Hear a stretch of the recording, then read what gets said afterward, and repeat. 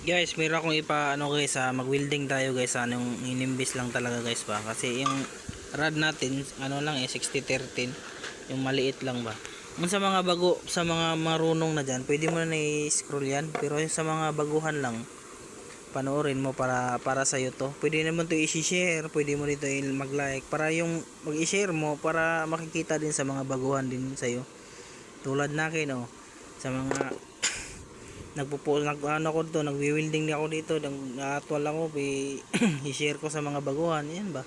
Pwede mo din i-share to para makita din sa mga baguhan kung paano tumitira ng ganito.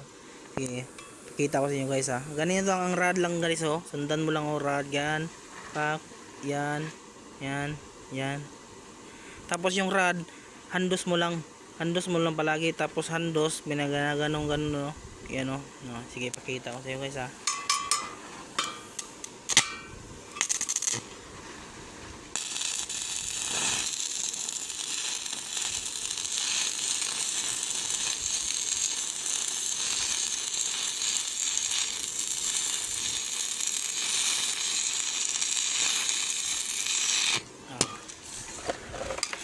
yan na guys tintilin natin guys para kumapit talaga.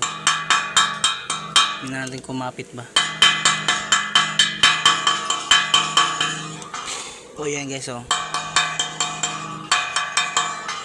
diba kumapit talaga diba guys. Ganyan lang, i-share mo naman yan para makakita din sa mga mga baguhan ba. Pero sa mga marunong na, wag na lang, i-scroll mo lang yan kasi alam mo naman itong mga bagay ng ganito ngayon lang. Maraming salamat.